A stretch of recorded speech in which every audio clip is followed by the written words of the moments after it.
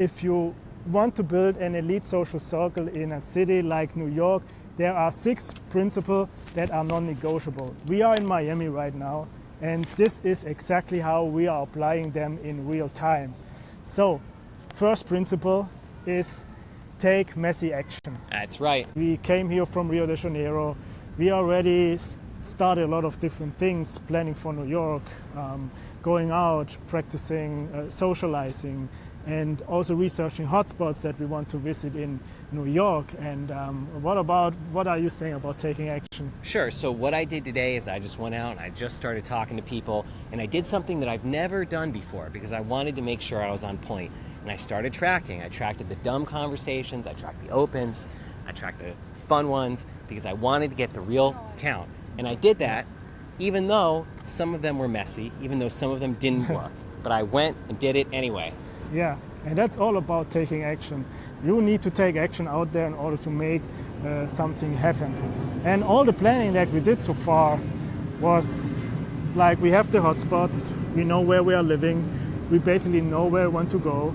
And what else will we do? We build a list of contacts. That's right. That we want, let's say, specific people that we want to meet in New York. So there's a lot of planning. And what we're doing now this week in Miami is we're chilling and doing nothing. No, we're not chilling and doing nothing. No. In fact, we're actually out here.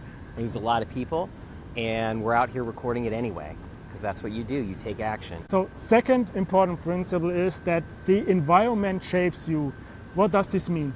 We are now in Miami. We have been in Rio. We will stay in East Village in New York. And only being in a location, a high-value location where there's a lot of competition, because here in Miami you see in every corner you see high-value people. They have Ferraris, they have Lamborghinis, they have like these supercars. There's money around. Everybody's very driven.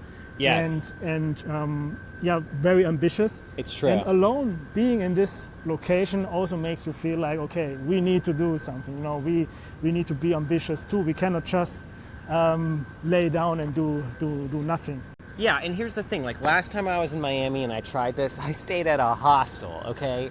And staying at the hostel actually worked against me, right? So this time that we're doing this, like we're actually staying somewhere that's nice, where we can actually like get work done. We're gonna wait for that plane to go. It's part of taking messy action. Yeah, I mean, it's like, right? How it is, you know. Yeah, but we're gonna, but it's also like part of actually like putting investment into yourself. And the same thing is us staying in East Village in New York City. I can't tell you how many people said to us, oh, you could stay in Brooklyn, you could stay in Queens where it's less expensive, but we decided we wanted to be where the action was. And here's the thing, okay, you don't have to like put all your money into a location, but the way we looked at it was that it was an investment. So research where you want to go and invest in your social circle. Yeah. Location forces growth. It's true. That's true. And if you have like a more scarcity mindset of thinking, okay, well, I don't have the money, but maybe in this location you probably make money because you need to. So if you come there and you have actually pressure to make something happen, you probably will do it instead of, you know, laying down somewhere and doing nothing. It's true. The third principle is to sharpen social skills daily. There is just a daily plan you need to follow. Improving, because success is repetition. Reps, get out of your comfort zone. Just sharpen your skills daily. What do you think about that point? Yeah, I mean, I think I said some of it in the messy action part, but like when it comes to these things, it's a muscle. So if you take a break, it does atrophy. So you need to keep it up every single day. And on top of that, you need to believe in the system. So it doesn't always feel like success, but consistency, when you look back, will feel really good. Yeah. So what we did, especially, of course, in Rio, I talked to people, Jordan talked to people, just to keep the social momentum going. Because I remember when I started out socializing, talking to people, the most important thing is to sharpen these skills daily. It doesn't help you to just start it one day and then wait 2 weeks and do nothing. Or if you go out just on a Saturday and the rest of the week you just go into the office, talk to nobody, that just not enough repetition that you are successful and you can actually develop your skills. So what I'm doing is I'm including it to my day-to-day life. That means that when I go out, I say hello to somebody, or am I in a grocery store or supermarket. Wherever I am, I'm trying to be a social guy. And even if it's small things, it doesn't need to be like the big conversations all the time. Of course they can, but it's more to just have the mindset of improving, and success is repetition. And That's also right. it brings you out of your comfort zone. And I gotta say, like when I start for the day, I'm always like really slow. Like I'm always like, hey, the first things I say are never the best, but after 4 or 5 times, you just get into it. Yeah, exactly. And what did you do today to step out of your comfort zone, to share something? Sure. So what I did is I went to the grocery store and I just made really some of the stupidest jokes.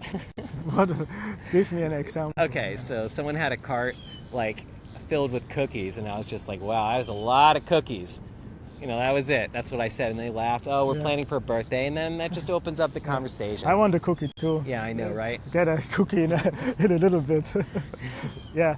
No, I mean, I also talked to somebody. There was one other thing I did. There was some girl was walking outside with a bunch of flowers, and I said, "Oh, for me, thanks." That one got a. Did you get a flower? No, I got a slight smile and then a continued walk. But it's not like in The Bachelor. Okay, you get no flower tonight. I did not get a rose. No. Okay. Oh, no rose for you. But that's okay. Yeah. I just remember I was when I went to the supermarket and I asked for cheese. And here in Miami, it's pretty funny. A lot of people don't speak English, so I basically started to talk in Spanish with them, and they understand me. So that's like, I think, a Miami thing. We are in America, but Latino America, right? Yeah, that's right. So I feel like here people speak more Spanish than English. Maybe. Yeah, maybe. How is your Spanish? No bueno. No bueno. The fourth principle is about research and intentionality. What this means by that, it's not for you to just hope. You hope. Me? Hopefully, no. And we can do this again. So the fourth point is about research and intentionality. It's not about you doing nothing and just hoping that something will happen. No, it's a system that actually will help you to build your social circle. If it's research hotspots, is it the places you then go to socialize? If it's your goals you set up front in order to know, okay, who do I actually want to meet to grow the social circle? Who are the girls? Who are the high value men I want to meet? And that's all about the research, and you need to have the intention to actually follow the system and not just hoping something clicks. Yes. And just as an example, like going to New York, we reached out to our friends in New York, the ones we want to network with. So we didn't, like, I do have a lot of friends in New York, but I have my friends who smoke a lot of weed, and then my friends who are out doing things. So I put my effort into my friends who are out doing things. And the other thing is, like, I think we talked today about me doing 10 opens, but now I'm at 11, and I figure, okay, well, I could go home, I could go to sleep, I could give up, or I could keep going. Exactly. I can flow on the system. Yeah. So I think to me, that's what intentionality means. That's the intention that you need to have. So what also, if we say about research, the hotspots that we did, we have around 10 to 15 hotspots already researched that we know when we get to New York, these are the places we just need to hit up and see what's going on there. So when we land there, we know, okay, we have this list of hotspots, and then we just go and find out how is the vibe, how are the people there, are there the people we want to hang out with or not. So at the beginning it's then a lot of trial and error, but because we have also the intention, and the intention, like you were mentioning, we reach out to some friends, some connections. I even went last week, I went on a networking call with some guys from New York just to get more information, and they confirmed some hotspots. Like, I think one was the blonde, the other one, I don't remember the name, But there always comes up then the confirmation. Hey, they say, hey, go to this place. I already researched this place, and then gives you like an additional confirmation. Okay, that's probably a place we need to go. If you hear it from 3-4 people, the same place, then it's probably a good one to check out. For sure. But at the end, it's just then going there live and then find out if that's something we want to do, or in place we want to hang out, or not. So that's very important. Having the intentionality and following a system, because many people, they just go somewhere and they go during the weekend and just hope something happens. But if you don't have the intention, usually nothing happens. Then we are coming to a very important principle here: consistency over time. That means stacking wins, having these small consistent reps. It's basically like the gym. Yes. I go to the gym 3-4 times a week, but if I would not go to the gym, I probably would be very what? What? Chubby. Chubby. No, but the thing is, like, this is different though than the gym, because when you go to the gym, you can look in the mirror, right? You can look in the mirror and you can see your life changing, you can feel it in your breath. But this sort of thing, being more social, this is really something that you feel over time. So if you pay attention, your nervousness goes down, your ability to say things becomes easier, you sweat less, but it's very hard to actually know that you're making the changes because you can't look in the mirror. Like, the way people respond to you is the mirror. So this is why it's so important to stack the small wins, saying if I went out and did what I wanted to do, good, right? I did it for the day. So that's stacking a small win. Versus, like, going to the gym, you're going to feel sweat, you're going to feel things like that. So really, consistency is the name of the game here. If you take a break for a week, it does become just that much harder. Yeah, and it's of course, consistency also means over weeks and weeks, just doing the same thing over, going to the same places over and over, building the mere exposure that we actually need to create these connections with all these people, right? And also, consistency means being aware of, okay, like, these are the things I am improving constantly, and then on the way you will see the changes, because you can, even like on Instagram, you can just see, okay, what did I post like 5 weeks ago versus now. So there is a consistency in everything. If you look like, let's break your classes. I know, right? He has a consistency of breaking classes, obviously. It's true, I've broken so many. But what about, like, like I said, I started tracking today, so I really started just tracking my opens and the quality and the type with notes. And I did that because I was listening to the 4-Hour Body by Tim Ferriss, and he was like, nice. People who track, and it's not just him, everyone says this, when you track, you do better. And I thought, okay, I keep going out there and I keep saying, oh, this is not good enough, or overplaying my wins and underplaying my wins both. And I thought, what I really need to do is track. So I think that's really important in terms of this tip. And I think what helped me a lot in the beginning, especially when starting out, was doing field reports. Field reports are the most underestimated, or how do you say, underrated, or whatever it is in English, who cares? It's the most underrated thing you can do. If you do field reports, I mean, you don't need to do a field report of about every person you talk to, but you do maybe 3-4 field reports a week.